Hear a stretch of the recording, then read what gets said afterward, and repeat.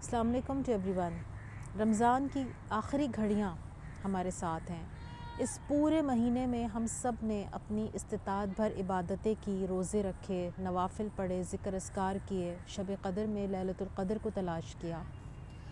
سوال ایک اور پیدا ہوتا ہے یہاں پر کہ کیا اس رمضان کے بابرکت مہینے میں ہم اپنے رب کے ساتھ وہ تعلق بنا پائے جو اللہ تعالیٰ کو مطلوب ہے کہ ہم اس کے ساتھ کنیکشن بلٹ اپ کریں۔ یہ رمضان آیا کس لیے تھا؟ ہمارا اللہ کے ساتھ تعلق کو مزید مضبوط کرنے کے لیے۔ ایک سوال یہ پیدا ہوتا ہے کہ ہمارا اپنے رب کے یعنی اپنے پالنے والے کے بارے میں کانسیپٹ کیا ہے؟ اللہ جو کہ ہم سب کا رب ہے۔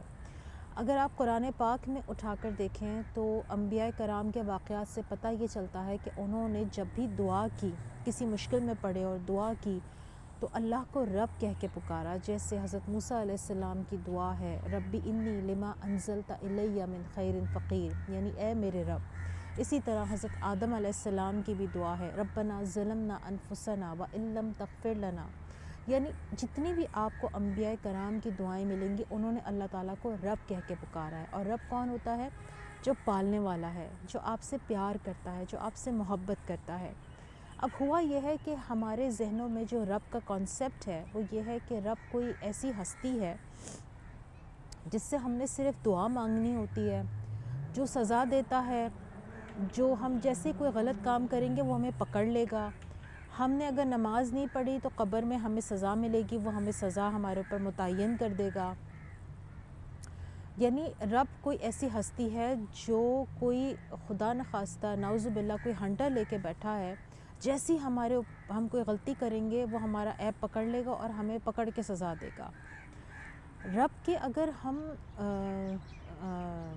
اللہ تعالیٰ کے جو 99 صفاتی نام ہیں ان کا ہم مطالعہ کریں، ان کو سمجھیں تو رب ہے پالنے والا، رب ہے کریم، رب ہے رحیم، رب ہے رحمان۔ تو ان تمام صفات کا اگر آپ مطالعہ کریں تو آپ کو یہ پتہ چلتا ہے کہ اللہ تعالیٰ صرف سزا دینے والا نہیں ہے، اللہ تعالیٰ صرف جنت یا دوزخ تک میں ڈالنے والا نہیں ہے۔ یہ رب وہ ہے جب آپ دنیا میں جس کسی بھی مقام پہ پھسلتے ہیں وہ رب آپ کو 70 ماؤں سے بڑھ کر پیار کرتا ہے، وہ آپ کو اس مقام پہ سنبھال لیتا ہے، وہ رب آپ کو گرنے نہیں دیتا، وہ رب آپ کو ڈوبنے نہیں دیتا۔ کسی بھی مشکل میں جب آپ کو ڈالتا ہے تو اس مشکل سے وہ بڑے پیار سے آپ کو نکال لیتا ہے۔ اور یہ ہمارا بحیثیت مومن یہ ایمان ہے کہ جو مشکل آتی ہے وہ اللہ تعالیٰ کے حکم سے آتی ہے، اور جو کچھ بھی ہوتا ہے ہمارے ساتھ اس میں اللہ تعالیٰ کی طرف سے کوئی نہ کوئی بہتری ہوتی ہے۔ اکثر لوگ جب نگیٹو ایموشنز کو اپنے اوپر غالب کر لیتے ہیں تو وہ اللہ کی رحمت سے عاری ہو جاتے ہیں، اللہ کی رحمت سے مایوس ہو جاتے ہیں۔ تو ہمیں اپنے آپ کو اللہ کی رحمت کے سائے تلے سمجھتے ہوئے اس کی رحمت سے کبھی بھی مایوس نہیں ہونا۔ وہ رب جو پالنے والا ہے، رمضان کے اس بابرکت مہینے میں ہم نے اس چیز کو اپنے دل اور دماغ میں راسخ کرنا ہے کہ وہ رب صرف وہ نہیں ہے جس سے آپ صرف دعا مانگتے ہیں یا آپ اس کے آگے عبادت کرتے ہیں اور نمازیں پڑھ لیتے ہیں۔ رب وہ ہستی ہے جو آپ کو پال رہی ہے، آپ کے ہر اچھے بری چیز سے واقف ہے اور آپ کو بچا رہی ہے، اور اس کی رحمت اس کے غضب پر حاوی ہے۔ تو رمضان کے اس آخری روزوں میں، اس آخری جاتی ہوئی گھڑیوں میں اپنا رب کے ساتھ تعلق اس سوچ کے ساتھ مضبوط بنائیے کہ وہ رب مجھ سے بے پناہ پیار کرتا ہے، وہ رب مجھ سے 70 ماؤں سے زیادہ پیار کرتا ہے۔